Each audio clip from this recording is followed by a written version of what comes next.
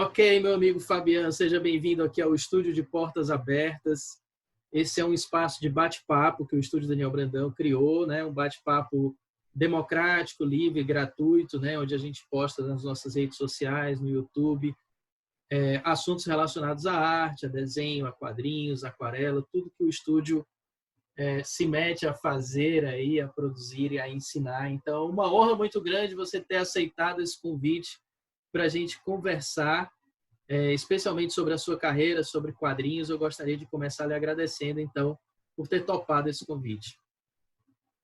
Sem problema, porque eu estava meio sem fazer nada aqui com o confinamento, então isso me divertiu um pouquinho. Obrigado pela oportunidade.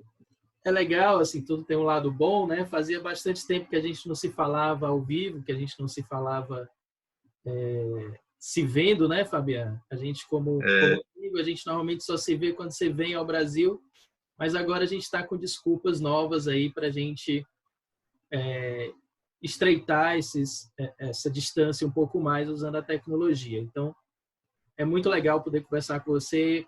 Tenho certeza que esse papo vai gerar muitas risadas e vai ser muito divertido.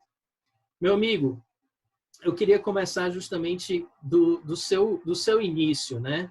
Você é um francês que fala português muito bem, melhor do que eu, por sinal, e resolveu, há um bom tempo atrás, vir morar ao Brasil, né? Vir morar aqui no Brasil. Eu queria saber o que é que ele trouxe ao Brasil naquela época, né? Eu queria que você contasse um pouco sobre seu início, essa sua trajetória aí de viajante para a gente, pode ser? Pode ser. Você tem quanto tempo para me deixar contar isso? 2 horas, 3 horas? A gente tem o dia todo, né? O Zoom é comprado, então não tem limite. Então, tudo começou quando eu fiz faculdade aqui na França de engenharia. E eu confesso que eu não gostava muito desses estudos de engenharia e eu queria aproveitar a oportunidade de poder fazer um intercâmbio, porque a faculdade aqui na França que eu estudava ela dava essa oportunidade. Essa universidade ela tinha convênios com alguns países e os mais procurados, cobiçados eram os Estados Unidos, a Inglaterra e tudo. E eu não era muito atraído pelos países de clima frio, então eu fui procurar onde eu poderia ir, que seja um lugar tranquilo, com praia, com sol. E eu descobri que a minha faculdade tinha um convênio com a UFPB, a Universidade da Paraíba. Eu fui para o Google, olhei o tempo, o clima, as paisagens, eu disse, tá bom, é um ótimo lugar para estudar. E quando eu cheguei, eu descobri com bastante alegria que a faculdade estava em greve por alguns meses.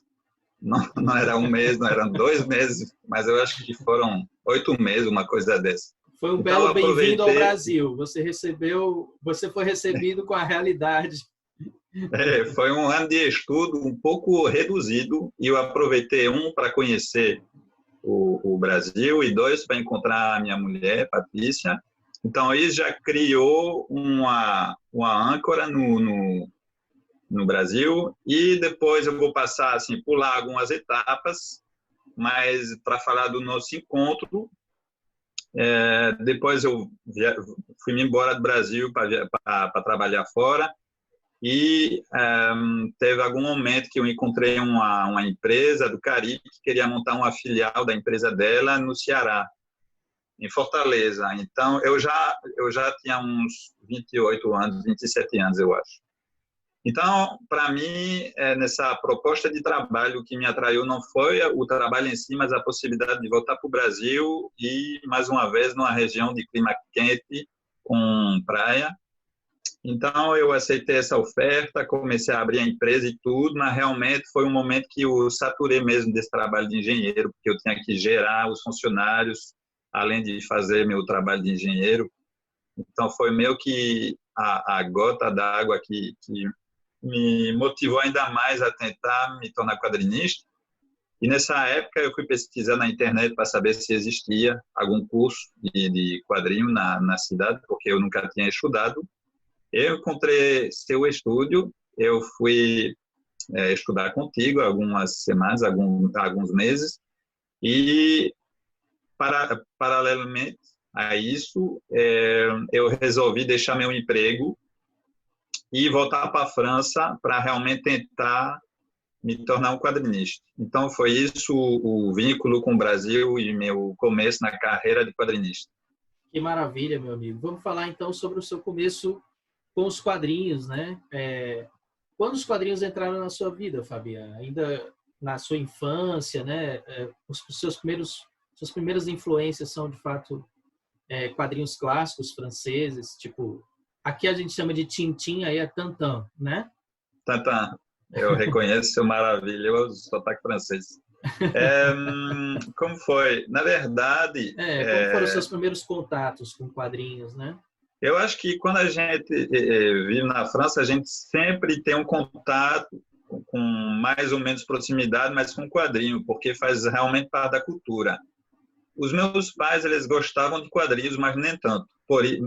Apesar disso, a gente tinha uns quadrinhos em casa, Tintin, Asterix, Lucky Luke, esse tipo de quadrinho, e realmente eu acho que eu comecei a ler quadrinho antes mesmo de saber ler, e eu fui me apaixonando, assim, eu lembro que realmente eu viajava, quando eu lia Tintin, ou Lucky Luke, Asterix, eu entrava na aventura, eu acho que foi isso que me marcou tanto nessa experiência do quadrinho, e logo cedo eu comecei a tentar desenhar, fazer meus próprios quadrinhos. Eu lembro que eu fazia quadrinhos com meus amigos de escola, com minha irmã mais velha, que ela desenhava o requadro e os balões, porque era a parte mais chata para mim, então ela fazia, depois eu desenhava dentro do quadro. Então, eu tenho a impressão que desde muito cedo eu comecei a ter esse gosto pelo desenho e pelo quadrinho, pela narração com ilustração, porque quando eu desenhava, eu vivia aquela experiência. Então, pronto, foi assim. Maravilha, cara. Mas você falou uma coisa que sempre me dá muita curiosidade quando a gente se encontra, que a gente conversa, que é sobre a cultura dos quadrinhos aí na Europa e na França em especial, né? Se você puder, você poderia dividir com a gente aqui, nós brasileiros, né? Você que viveu aqui e vive na França, qual é a diferença, assim, como os quadrinhos são inseridos culturalmente na vida dos franceses? Bom, primeiro, nem todo mundo aqui na França gosta de ler quadrinho. Eu acho que um pouco como no Brasil, para certas pessoas ainda tem essa imagem de leitura de criança. Mas as coisas mudaram já faz algumas décadas. Eu acho que na época da minha mãe e do meu pai era assim, sabe? Essa impressão que quadrinho não é um livro verdadeiro, que é um livro para quem não sabe ler ou para criança, enfim, que não é uma coisa séria. Mas eu acho que realmente começou a mudar uns 20, 30 anos atrás, e como essas personagens de quadrinho que faz parte da cultura da gente, que tinha Asterix, começaram a se tornar figuras que vão além do mundo dos quadrinhos. Todo mundo conhece Asterix, ou Lucky Luke, ou Tintin, faz parte, é um patrimônio cultural muito forte. Eu acho que as pessoas começaram a olhar isso com outros olhos, e com a aparição também das graphic novels aqui na França, começou a abrir o leque do tipo de história que você pode contar com quadrinhos, e também, ao mesmo tempo que essa aparição da graphic novel, a abertura do leque dos leitores.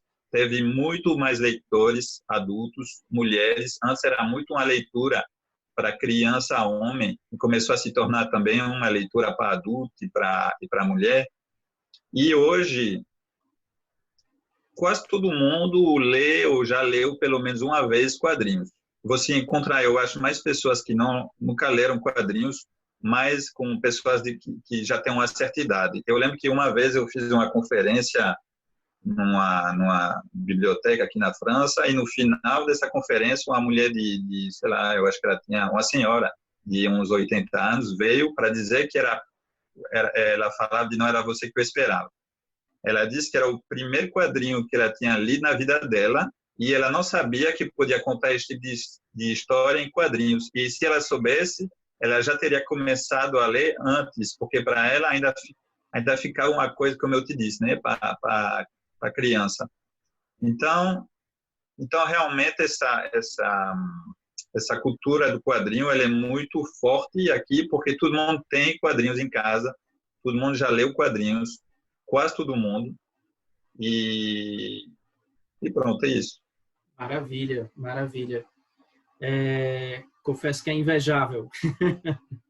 E aqui o bom é que nas livrarias, eu lembro que quando eu cheguei no Brasil, então era uns 20 anos atrás, a seção de quadrinhos nas livrarias eram muito pequenas. Tinha o quê? Tinha as tirinhas daí do Brasil, né? A Turma da Mônica, tinha os super-heróis vindo dos Estados Unidos, mas o resto era muito pouco. Eu acho que eu vi algumas importações de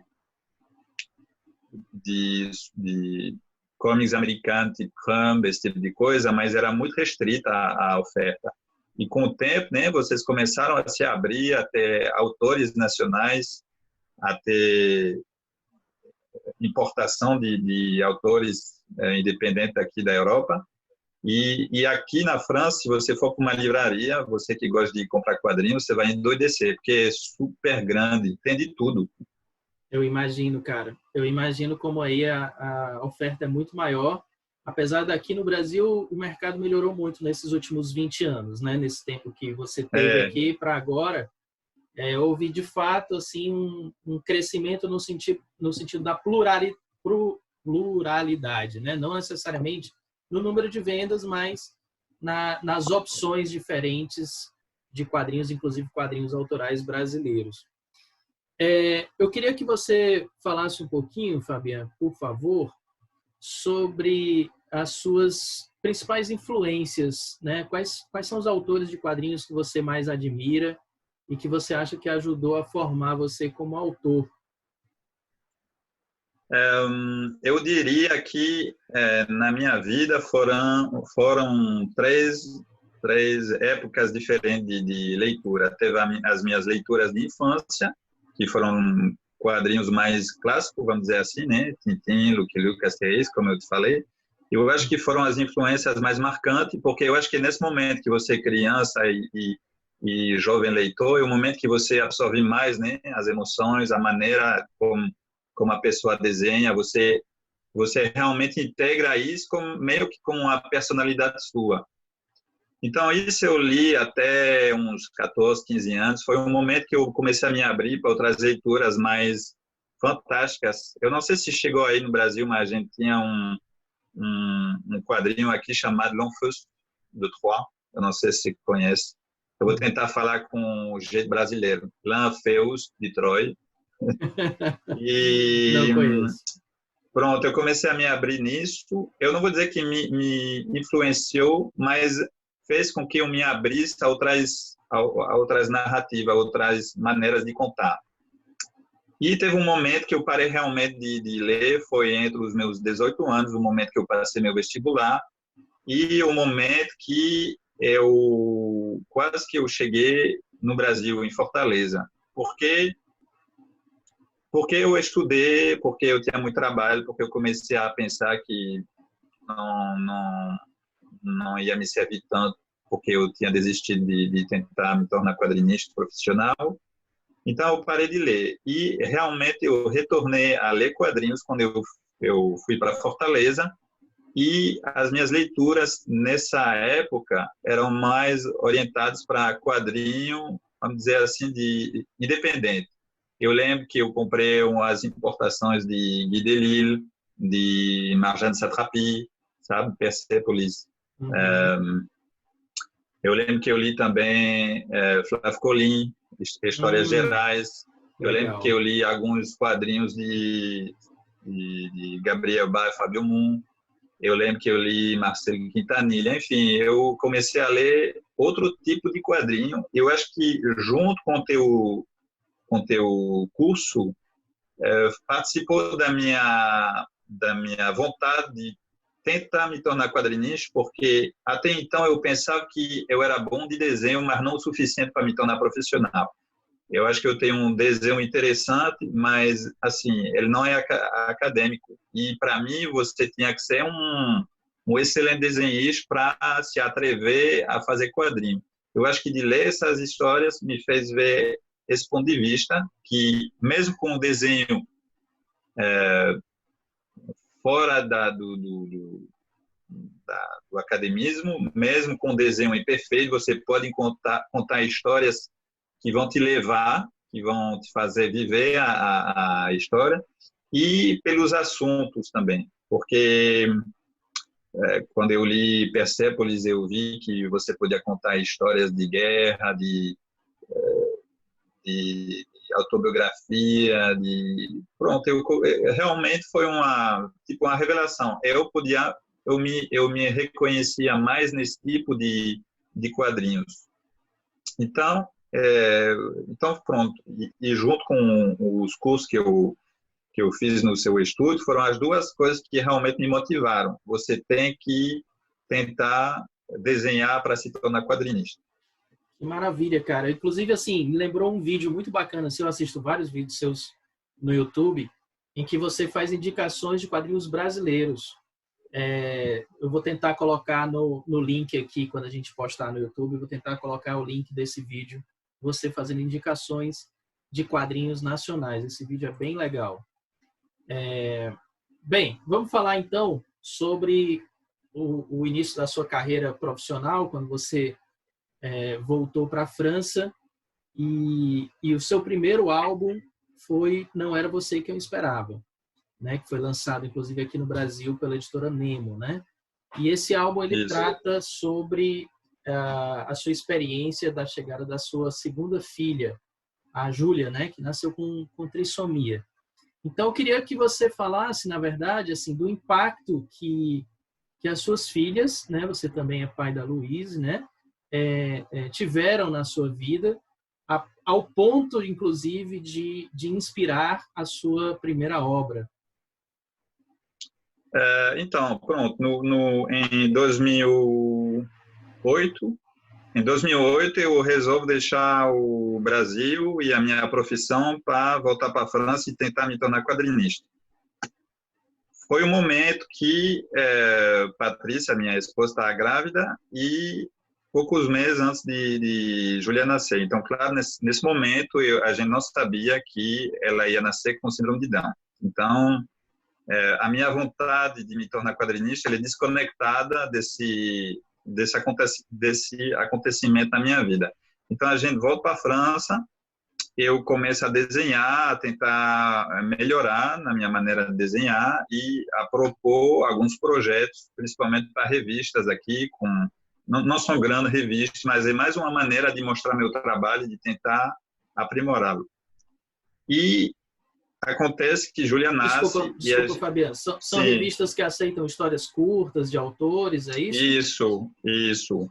A princípio, eu comecei publicando na internet, porque eu acho que, bom, para os velhos como a gente, antigamente tinha os fanzine, mas a internet ele é uma ótima maneira de você expor seu trabalho, de você quase que se obrigar a ter uma disciplina profissional. Se você tiver um compromisso consigo mesmo e também com alguns leitores, mesmo que sejam 10, né? Sua mãe, sua avó, seu primo, pelo menos se torna um compromisso e vai lhe ajudar a criar. Então, eu comecei publicando umas coisas na internet, a ver que o que eu publicava agradava a certas pessoas, fora da minha mãe, da minha avó e do meu primo. E com o tempo, eu tive alguns contatos em revista, eu publiquei algumas coisas e foi um momento que Júlia nasceu, então foi um momento bastante complicado na nossa vida, porque foi um transtorno, uma reflexão muito grande sobre o nosso futuro, porque quando você recebe uma notícia daquela, que você não planejou isso, que você não conhece, mal conhece essa síndrome de Down, você se assusta e você começa a pensar o que vai se tornar a sua vida. Então, nesse momento, eu parei um pouco de produzir, de desenhar, e quando eu me recuperei desse momento, eu eu resolvi dar um passo para frente para conseguir realmente publicar um livro. Então, eu fui para Angoulême, que é um grande festival daqui, para encontrar editores. E nesse momento que eu estou te falando que eu vou para Angoulême, para o festival, eu ainda não tenho o projeto muito forte em mim de fazer essa história que eu conto o nascimento de Júlia. Mas está por aqui, em algum lugar da minha cabeça. Eu vou encontrar um editor da minha editora atual e eu simplesmente quero mostrar meus desenhos para ter um retorno de um profissional, para saber se eu posso ou não esperar ter uma chance de um dia publicar quadrinho, né? Porque eu não queria passar a minha vida esperando uma coisa que não ia acontecer. Então, eu fui me encontrar com editores e um deles gostou do que eu fazia e me perguntou se eu tinha algum projeto. Nesse momento que eu já estava pensando, mas sem realmente formalizar a ideia, eu falei desse livro que contasse a história do nascimento de Júlia e de como eu aceitei essa situação, essa notícia, como eu superei esse momento. E ele gostou e foi assim que tudo começou, que algumas semanas depois eu comecei a trabalhar nesse livro. Então, realmente teve meio que um atropelamento entre a minha vontade de me tornar quadrinista e o acontecimento familiar do nascimento da minha segunda filha. E você fez uma obra que é uma declaração de amor, uma obra corajosa, verdadeira, muito forte, né? Muito emocionante. É uma obra que todo mundo aqui de casa ama. A Escola da Liz chegou a adotar essa obra como um livro paradidático aqui, né? Eu acho que eu cheguei a te avisar, cheguei a te falar isso.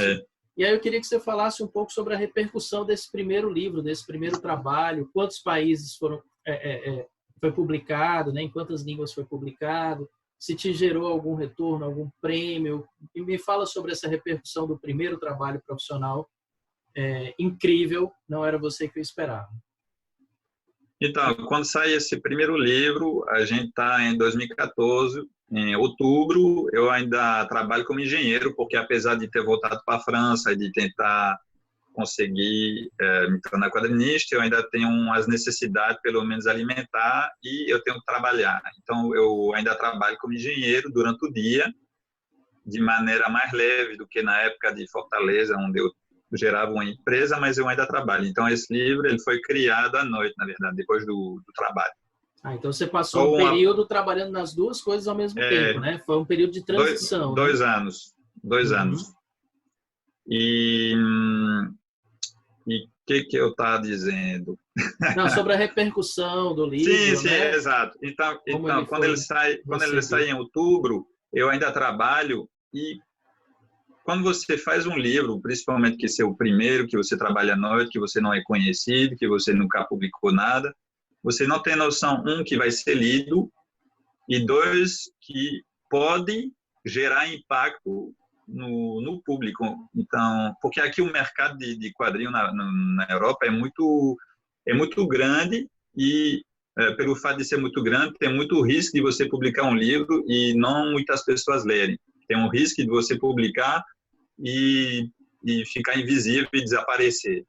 Então, nesse caso, é um pouco o que eu imaginava pelo assunto, que não era um assunto muito, como que eu posso dizer, atraente, pelo fato que eu não era profissional, que eu era autodidata e que era o meu primeiro. Então, justamente, a história foi bela e que foi totalmente o contrário. Na verdade, no momento que saiu, teve meio que um estouro assim imediato, que eu comecei a ser convidado para programas de televisão, para programas de rádio, jornais publicaram artigos a respeito desse livro e foi um grande sucesso de publicação. Assim, me ajudou de duas maneiras. A tomar confiança na minha capacidade de contar história, de me tornar quadrinista, e dois, a ter mais oportunidade para frente para encontrar editor que publicasse meus projetos. E a partir daí, aos poucos, eu fui deixando minha profissão de engenheiro e eu fui trabalhando em outras histórias. Que maravilha, cara. E aqui no Brasil você é publicado pela Nemo, né? Como se deu Isso. essa escolha, como se deu esse contato? Mais de uma editora lhe procurou e você escolheu a Nemo? A Nemo foi a única que lhe procurou? Fala um pouquinho aí. Bom, esses detalhes eu não sei porque aqui eu trabalho com uma editora que se chama Delcourt, que é uma grande editora. Então ela tem um serviço dedicado a negociação com a editora estrangeira. Então, Não em é nenhum contigo, momento né? tem uma pessoa lá, ou um serviço, várias pessoas que vão apresentar livros para editor estrangeiro e, caso tenha interesse, eles vão me propor se eu aceito que esse livro seja traduzido para tal ou tal país, para tal ou tal editora. E foi assim que a Nemo conheceu esse livro e firmou contrato comigo e com a Delcourt. E a partir daí eu conheci melhor a Nemo, eu conheci as pessoas da Nemo, que são pessoas fantásticas, eu devo dizer. E foi assim que também eu acho que eles tiveram também interesse de ver mais livros meus, os livros que vieram depois. E eu lembro que você perguntou em quantos países foi publicado. Eu não tenho a contagem exata, mas eu sei que foi publicado na Coreia do Sul, não do Norte, na China, no México, na Itália, na Alemanha, na Turquia e Brasil. Pronto. Que maravilha, cara. Que legal. Realmente a Nemo é uma casa muito bacana, uma editora que eu admiro bastante. Acho que você está aqui no Brasil, você está em ótimas mãos. Então, sobre a segunda obra que você fez, né, o Duas Vidas, que saiu aqui no Brasil também pela editora Nemo, já é uma obra com um caráter mais ficcional em relação à sua primeira obra, que você não era você que esperava, você se usa como personagem, a sua família, etc. Já o Duas Vidas você usa personagens fictícios. Porém, você trata de um assunto muito íntimo de você, né? Que é um assunto relacionado a escolhas, né? A escolhas e a mudanças de vida em prol de uma busca de um sentido, em prol de uma busca de um prazer, né? Você trata de um personagem que estava infeliz na sua profissão e que, por um motivo muito forte, ele é impulsionado a tentar buscar aquilo que ele sempre sonhou. Então, eu queria que você falasse um pouco sobre o quão de autobiográfico tem nessa história ou não, né? Se é só uma impressão minha. E também quais foram as diferenças, assim, já nessa segunda obra, para fazer o Duas Vidas. Pronto, então, é verdade que essa temática de Duas Vidas ela é muito vinculada à minha situação, né? A minha história de vida, com minha carreira de engenheiro, que me deixava infeliz, e essa vontade de me encontrar numa carreira que se adequasse mais com o meu sonho de vida. E essa ideia ela nasceu num momento que eu tinha um pé em cada profissão. Eu nem era quadrinista totalmente 100% profissional, nem era mais um engenheiro com a cabeça 100% para engenharia.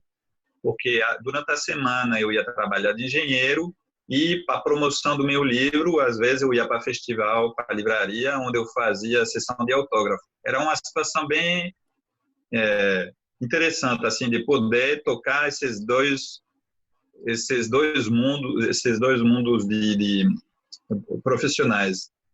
E em alguma sessão de autógrafo tinha um pessoal que chegava e que dizia: nossa, você teve muita sorte de poder mudar de carreira. Eu sou advogado, mas eu teria adorado me tornar, sei lá, agricultor. Enfim, um monte de exemplo assim. Eu comecei a pensar e a refletir a respeito disso. Por que a gente tem sonhos de vida e por que a gente tem uma resistência tão grande de cumprir seus sonhos? Assim, o que leva a gente a fazer uma coisa que não parece com a gente?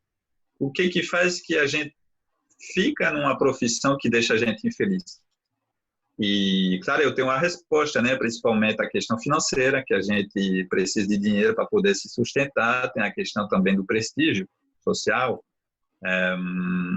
Às vezes você quer se tornar um padeiro, mas é muito mais prestigioso você se tornar um médico. Enfim, tem um monte de razão, mas eu queria explorar essa temática e eu queria explorar de maneira ficcional, porque eu também queria ver, na verdade, se eu podia contar uma história que seja ficção. Eu acho que cada, não sei se a gente fala especialidade, mas cada tipo de história, seja autobiográfica, biográfica, ficcional, tem as suas dificuldades, suas facilidades, entre aspas. E a facilidade da autobiografia é que você segue um caminho que já existe. Você não precisa pensar depois dessa cena o que vai acontecer, não. Você vai seguindo o fio da sua vida. Então eu queria realmente, era tipo uma experiência que eu queria fazer de será que eu sou capaz de contar uma história que é totalmente ficcional, que nada é puxado da verdade, é totalmente inventada. Então foi assim que eu entrei nesse projeto de Duas Vidas. A temática era eu conhecia essa temática, né? Era meio que autobiográfica, a mudança de vida e a vontade de fazer o que você quer na sua vida, mas tudo o resto é totalmente inventado. Mas eu descobri, fazendo essa ficção, que mesmo que quando você faz uma ficção, você puxa alguns elementos da sua vida, seja da sua própria vida ou das pessoas que estão ao seu redor. Em algumas cenas, sem querer, eu realizei que eu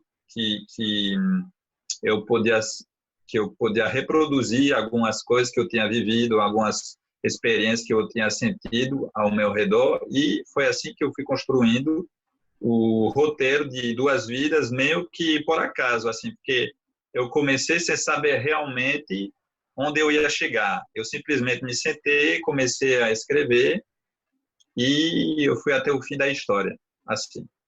Que maravilha. Você se deu muito bem nisso, assim, porque eu realmente eu como leitor e sou fã, tenho muita dificuldade de dizer qual dos dois primeiros livros eu gosto mais, né? Porque eu acho os dois incríveis. E o Duas Vidas também mostra como a tua experiência de vida, que é uma experiência muito rica, de ter morado em vários países, né?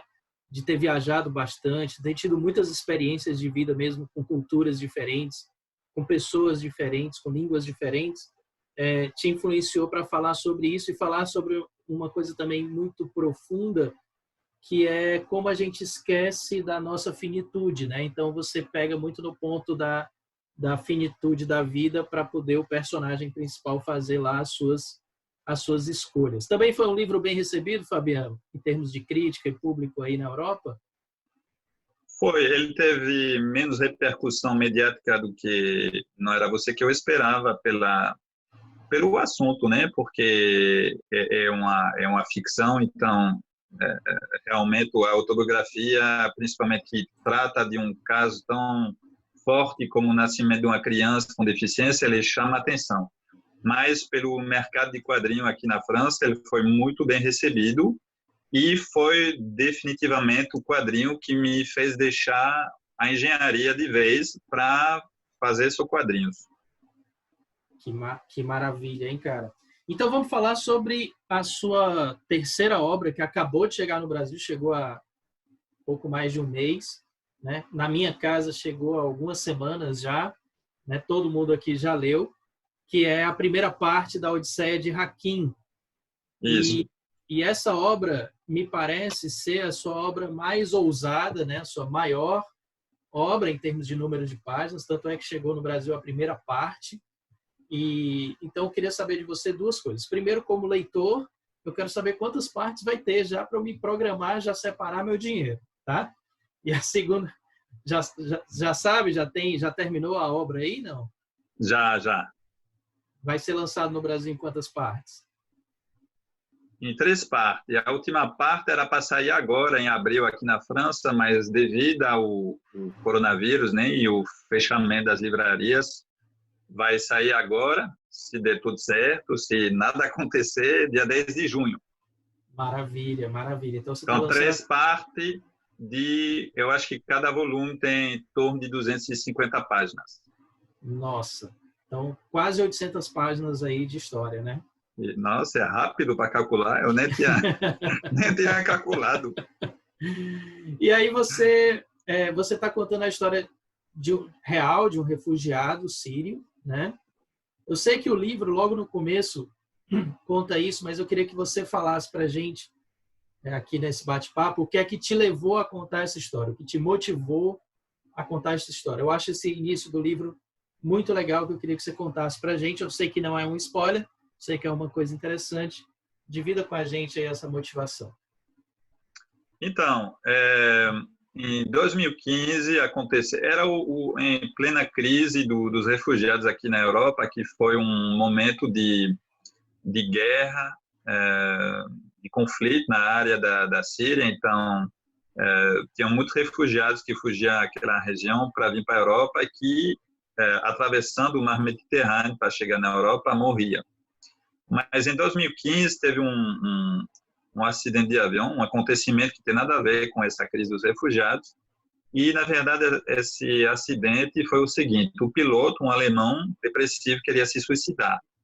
E ele, na verdade, se suicidou pilotando o avião dele, e ele fez o avião cair e bater uma montanha aqui na França. Realmente eu achei um acidente horrível, porque eu comecei a me colocar no lugar dos passageiros, imaginando um pouco o horror que devia ter sido de você ver essa montanha chegar e saber que você vai morrer e que tem um cara que se trancou no cockpit para se suicidar. Enfim, os jornais aqui também, os jornais na televisão falavam muito desse acontecimento.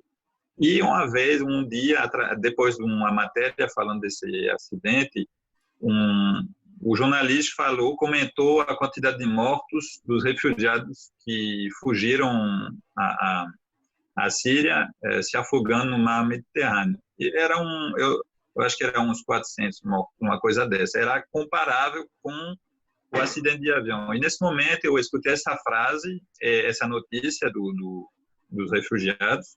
Eu senti a força do drama, né? Mas eu não conseguia sentir o mesmo impacto emocional.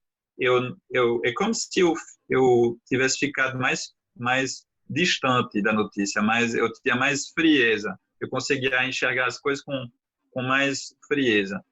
E isso me chocou, na verdade, porque quando eu comecei a fazer a contagem da quantidade de mortes dos refugiados que morreram durante o ano, eu não lembro também da quantidade exata, mas eu acho que eram 3.000 ou 4.000 mortos, ou seja, era equivalente a mais de 20 aviões que poderiam ter batido numa montanha. Então, isso me fez realizar que a gente, como um ser humano, a gente tem uma certa capacidade a se emocionar mais com coisas que parecem mais próximas da gente. E eu quis mudar isso, tanto para mim quanto para as pessoas que queriam ler a respeito desse assunto, da crise dos refugiados. E eu resolvi encontrar um refugiado que poderia me contar a história dele, seja a vida dele antes, no país dele, como foi que tudo mudou, desabou, e como foi que ele fugiu do país dele para chegar na Europa. E eu fui ligando para alguns centros de acolho de refugiados, mas eu não conseguia encontrar nenhum contato, porque eles não queriam me passar. Assim, eu acho que eles tinham receio em contar histórias dele, seja por motivo emocional ou motivo de segurança, porque muitas vezes quando você deixa seu país é porque você corre algum risco, né, de vida ou morte no seu país. Então eu não conseguia ter nenhum contato de refugiados, e através de uma amiga jornalista que teve acesso a um pedido de asilo, aqui no caso, eu pude falar pessoalmente com esse aqui e expor meu projeto, que era: eu vou te entrevistar e eu vou tentar recontar a sua história através de quadrinhos. E foi assim que começou. Isso foi um grande desafio, eu imagino, porque agora você está contando a história de alguém, né? Uma grande responsabilidade. Inclusive, você coloca isso no texto de abertura do seu quadrinho, do cuidado que você teve, né? E eu também imagino, como quadrinista, o trabalho de pesquisa que você também teve que fazer para esse livro, talvez um pouco maior do que os dois primeiros. Faz algum sentido? Na verdade, como eu te falei para o Duas Vidas, a cada obra eu estou descobrindo uma nova maneira de trabalhar. Eu tenho uma qualidade que pode ser um defeito, e que eu nunca imagino a dificuldade antes de bater nela, né? Então, quando eu resolvi fazer esse projeto, eu não imaginava tudo que ia gerar, em termos de tempo de entrevista, o que era ser uma entrevista, porque eu não sou jornalista, em termos de pesquisa. Mas você fazendo umas coisas, uma depois da outra, você realiza que não tem nada impossível. Da mesma forma, eu pensava que ia ser só um volume, que ia ser 200 páginas e pronto. E você disse que eram quase 800 páginas. Então, eu fui de maneira muito pura, sem realmente saber como eu ia fazer, e me dizendo que eu ia me desenrolar dessa situação do jeito que eu puder, né? Para mim, o maior compromisso que eu tinha era ser honesto, não mudar a realidade e a história de Hakim, porque um dos motivos porque ele aceitou fazer esse projeto é que ele queria contar essa história através do livro para o filho dele, para os filhos dele. Então,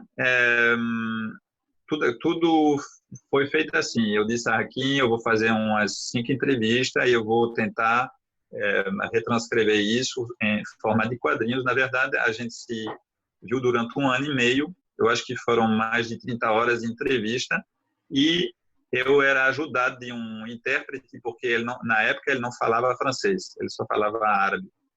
Então, eu fui assim, eu fazia uma entrevista com um intérprete, eu tentava anotar o que ele me dizia, gravava também a entrevista, o que ele me dizia, e assim que eu chegava em casa, depois da entrevista, eu começava a bater, a escrever com a mais fieldade possível o que ele tinha dito. Depois que eu fiz toda essa escrita do roteiro, foi uma outra parte que foi a diagramação da história. Como eu ia articular tudo isso e em quantos volumes ia caber. Porque, como eu te disse, no começo eu pensava que ia ser um volume. E quando eu comecei a fazer outra entrevista, e assim durante 1 ano e meio, e bater a história, e eu não lembro quantas páginas de roteiro, mas eram mais de 100, eu pensei que ia ser complicado fazer em um só livro. Então, eu comecei a fazer a diagramação, o que a gente chama storyboard aqui, eu esqueci como a gente fala em português. Sim, e eu vi que ia ser muito longo. A gente usa storyboard, o layout de páginas. Storyboard. É layout, verdade. E pronto, isso foi uma primeira dificuldade, saber qual a boa distância com a história de Hakim, porque se você reproduz de maneira totalmente fiel o que uma pessoa fala, é muito seco, porque basicamente você vai representar essa pessoa falando com um balão, ou talvez ilustrações ou desenhos representando aquela cena com uma voz que conta o que aconteceu. Eu tinha que encontrar uma maneira de fazer uma coisa mais viva, ou seja, eu tive que eu esqueci essa palavra também, um realizador de cinema a gente fala um realizador, um produtor, não, diretor. O diretor. Então, eu tive que, a partir da história de Hakim, recriar as cenas que ele me contava para que seja uma coisa que lhe faz viver a cena. Então, tipo, é um exemplo. Não foi assim, mas se Hakim me contou que foi pegar um carro, eu não vou escrever foi andar de carro, eu não vou escrever eu fui andar de carro e embaixo eu vou colocar um carro andando. Eu vou recriar a cena, ou seja, ele andando, ele falando com a pessoa com quem ele vai andar e ele andando. Desse ponto de vista, eu recriei uma coisa, mas de maneira totalmente fiel ao que ele me dizia, aos sentimentos que ele tinha. Então, isso foi a primeira dificuldade, encontrar a boa distância para não ser um livro chato. O segundo problema foi que ele atravessou um monte de países, enfrentou um monte de situação em lugares que eu não conhecia. Eu conhecia alguns, eu conhecia a Síria, o Líbano, a Jordânia, mas eu não conhecia a Grécia, a Croácia, esses países. Então, eu fui pesquisar na internet. O Google Street View é uma ótima ferramenta, porque você pode passar em ruas onde ele passou, você pode visitar alguns bairros para reproduzir de maneira fiel a arquitetura, os comércios, esse tipo de coisa. E, por exemplo, eu nunca fui para a Turquia. Eu não lembro se no primeiro volume ele já está eu acho que ele está na Turquia, mas ele não está em Istambul. Isso vem para o segundo volume. Então, Istambul, parece que eu conheço Istambul de tanto viajar nessas ruas através do Street View. Então, e em termos de referência também, o Hakim e o intérprete me ajudaram bastante, porque quando eu desenhei um prédio, por exemplo, eles podiam dizer, olha, aqui não parece com a realidade. Você desenhou assim, mas aqui parece mais com a Tunísia do que com a Síria. Então, foi uma mistura de coisas para me ajudar a respeitar a realidade. Cara, um grande desafio, né? Quanto tempo durou esse projeto? Quantos anos você ficou ao todo trabalhando nesse projeto? Eu comecei depois de 2 vidas, então foi final de 17, começo de 17 até agora. Então são 3 anos para fazer o total. 3 anos, os 3 né? volumes. E você desenhou esse digital, não foi? Confere?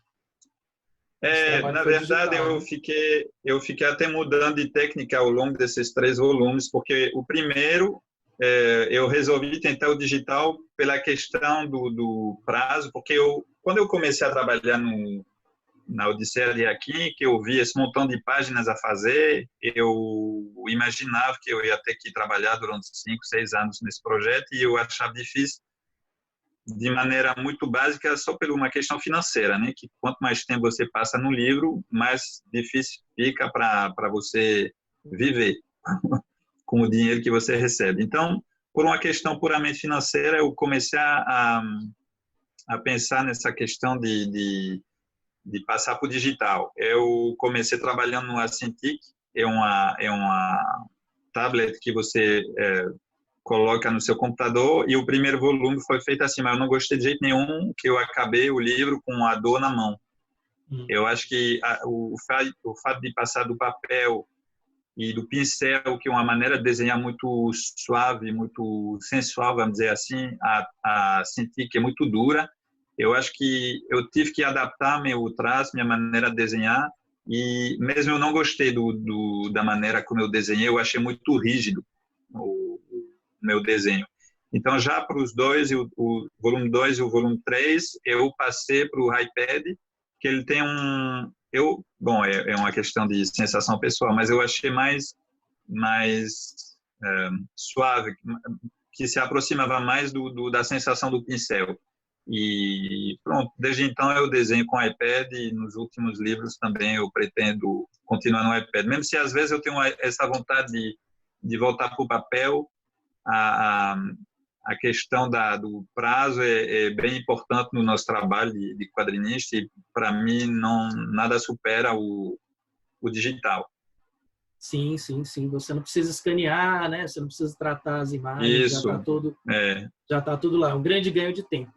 E você já está trabalhando no seu próximo projeto, Fabiano? Já. O que é que você pode falar a respeito? O que é que não pode falar? Nada, alguma coisa? O que é que você pode adiantar? Eu tô fazendo, na verdade, 2 livros em mesmo tempo, porque eu descobri que eu gosto de fazer várias coisas ao mesmo tempo. Nesses outros projetos, eu sempre fazia o livro e fazia algumas encomendas, pequenas histórias em quadrinhos para a imprensa. E eu pensei que, ao invés de fazer esse monte de coisinha, eu poderia fazer simplesmente 2 livros ao mesmo tempo, para poder alternar de uma coisa para outra, para evitar essa rotina, que é uma coisa que eu não gosto de rotina. Então, eu comecei a trabalhar numa ficção que conta um pouco a história não é um pouco, ela conta realmente a história de uma senhora que vai fazer o que a gente fala de road trip, eu não sei se se fala assim no Brasil, com a neta dela, que já é uma adulta, e através dessas 2 histórias da avó e da neta, a gente vai entender melhor a evolução das relações num casamento entre a mulher e o homem, através do tempo. Então, isso é a ficção. E o outro livro vai ser uma série de reportagens que eu vou fazer, que vão girar em torno de uma mesma temática. Eu pretendo fazer isso várias vezes em outros livros, mas sempre ter uma temática e encontrar reportagens que vão falar dessa temática. Eu já fiz uma reportagem no Líbano, no momento que teve o começo da Revolução Libanesa, o ano passado, e eu fiz uma outra matéria agora no Brasil, quando eu fui para aí em fevereiro, num bairro aqui não, eu não estou em João Pessoa, mas aí em João Pessoa, um bairro que se chama o Porto do Capim. Então eu conto um pouco da história desse bairro, e eu ainda me falta fazer uma reportagem que eu devia fazer agora. Normalmente era para eu viajar para fazer essa reportagem, eu não viajei, mas enfim, são esses dois projetos que eu estou trabalhando. Maravilha. Você está se sentindo na Paraíba porque você está com a camisa do Botafogo da Paraíba. Eu queria que você mostrasse aí, né? Olha só, que bacana, que orgulho, né? Esse peito aberto aí. Fabiana, você acabou de dizer que não gosta muito de rotina, né? Eu conheço você, eu sei disso, né? Mas todo mundo que assiste o nosso canal tem interesse em fazer quadrinhos, ou é quadrinista, ou gostaria de ser quadrinista. Então eu gostaria muito de saber assim como é o seu método de trabalho, né? Se você tem algum método de trabalho, e como é o seu dia a dia, com ou sem uma rotina, né? Você tem um horário certo para começar, para terminar? Como é que você não mistura, por exemplo, trabalhando em casa, o trabalho com a sua vida familiar, coisas desse tipo? Bem, eu tenho duas coisas que eu acho que influenciam bastante na minha maneira de trabalhar. Um é meu passado de engenheiro. Então, eu acho que isso me trouxe um certo rigor na maneira que eu vou trabalhar. Quer dizer, eu começo meu dia de trabalho, eu trabalho até o final do dia de trabalho. Eu não consigo ser muito, como eu posso dizer, flexível nisso. Eu preciso começar a trabalhar e parar no final do dia, senão eu não, sei lá, parece que eu não cumpri meu dever. Isso é a primeira coisa. O outro fator que influencia muito são as minhas filhas. Eu procuro trabalhar quando elas estão nas escolas e parar de trabalhar quando elas estão em casa, ou final de semana.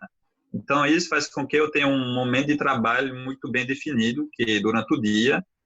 E, geralmente, de manhã eu vou fazer coisas que pedem mais concentração, ou seja, se eu precisar escrever um roteiro, vai ser mais de manhã. E, à tarde, já que eu muitas vezes tenho vontade de dar um cochilo, eu vou mais pela parte que é mais automática, como fazer esqueci a palavra em português. A arte final. A arte final, pronto. A arte final ou a colorização, que são as etapas mais leves intelectualmente. Então, é assim. E eu não trabalho muito. Vamos dizer que eu comecei a trabalhar às 9 horas, 9h30. Eu termino de trabalhar de manhã a meio-dia. Depois eu almoço, tiro um cochilinho. Depois eu volto a trabalhar às 2 horas e termino meu dia às 4 horas, às 16 horas. Então, é um dia bem leve, mas nesse momento que eu trabalho, eu procuro ser o mais eficiente possível. Porque, apesar de trabalhar com rigor, eu confesso que eu sou um pouco preguiçoso. Eu acho que a eficiência é amiga da preguiça. Se você for preguiçoso, mas não eficiente, você não se dá bem. Você consegue fazer uma média de uma página por dia, Fabiano? Mais ou menos nesse ritmo? Olha, eu geralmente quando eu faço um livro, eu faço primeiro tudo o roteiro, depois tudo o storyboard, depois tudo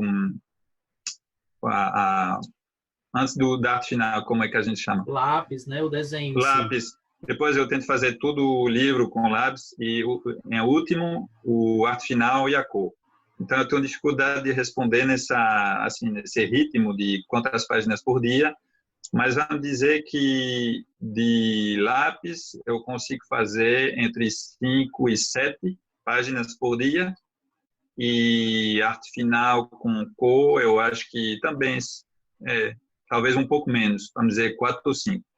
Então, se eu trabalhar com realmente muita eficiência, eu acho que eu posso fazer 4, 5 páginas por dia. Muito bom, é um ritmo muito bom, muito rápido, né? Muito eficiente, como você falou. A gente já está Mas chegando é no final. porque... Oi. Desculpa, Pode eu não falar, pode queria... falar. Não, é porque também depende muito do estilo de desenho, né? Uma pessoa que tem um desenho muito acadêmico, ela vai dizer, nossa, mas como ele consegue? Também tem a questão do estilo. Eu tenho um estilo que é muito simplificado, às vezes eu tento diminuir a quantidade dos cenários, porque eu acho que não há necessidade de fazer muito cenário em algumas cenas. Então, cada um, na verdade, tem um ritmo também que depende do estilo de desenho. E eu faço o livro que tem um formato de página pequeno, então tem menos requadros nessa página. Então, tudo é uma questão também de como você vai ser publicado, qual o formato de publicação que você vai ter. Sem dúvida, sem dúvida. Como professor aqui, eu queria só ressaltar para quem está assistindo que não há nenhum tipo de hierarquia em relação a estilos de desenho. O seu estilo de desenho é um estilo de desenho muito sofisticado, na minha opinião, porque você usa poucas linhas e quanto menos linhas a gente tem para usar, mais preciso a gente precisa ser, né? Mais exato na linha. E a sua linha ela é uma linha muito exata. Você é um cara que, seja no digital ou seja no tradicional, procura uma organicidade também na linha, né? Sempre voltado para o material que seja o pincel ou algo que imite o pincel. E a gente sabe, a gente como artista, a gente sabe que isso não é tão fácil quanto parece. Simplesmente eu acho que você conseguiu um ritmo de trabalho, né, num estilo pessoal de desenho que te permite chegar nessa quantidade de páginas por dia. Então, como eu estava dizendo para você, a gente está chegando aqui no final do nosso bate-papo, e eu acho que eu estou escutando muito esse tipo de pergunta agora nas lives que eu assisto e tal. Eu queria fazer essa pergunta para você, assim. Você imagina que alguma coisa dentro do nosso mercado, dentro da nossa profissão e tal, vai mudar pós-pandemia, Fabiano? O que é que você acha e o que é que você vislumbra para esse futuro mais próximo?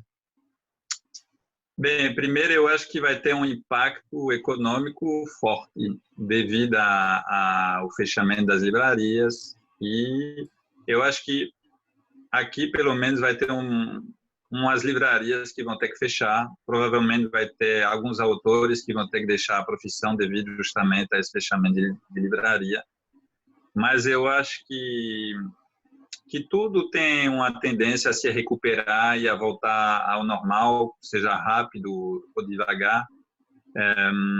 Talvez alguns hábitos que a gente teve durante esse confinamento vai permanecer, como a leitura digital, talvez vai aumentar, mas pelo menos para quadrinho eu acho muito que os leitores dão valor ao objeto.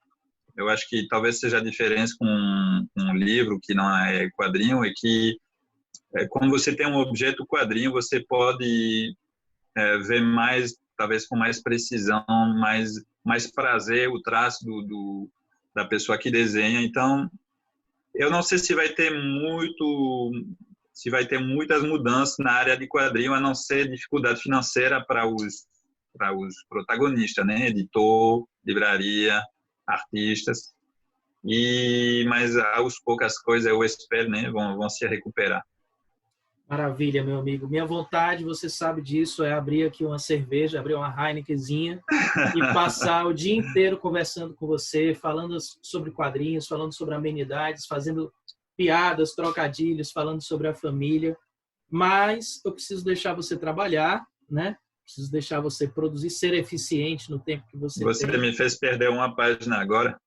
Exatamente. Eu queria me desculpar por isso e, ao mesmo tempo, lhe agradecer pelo seu tempo, agradecer pela sua generosidade, agradecer pela sua amizade e dizer como eu estou feliz e honrado de ter podido bater esse papo com você hoje, né? E poder, em breve, publicar para os nossos leitores, para as pessoas que acompanham o nosso trabalho, conhecerem um pouco mais da sua carreira e da sua obra, Fabiano. Então, muitíssimo obrigado pelo seu tempo, muito obrigado pela sua amizade. Obrigado.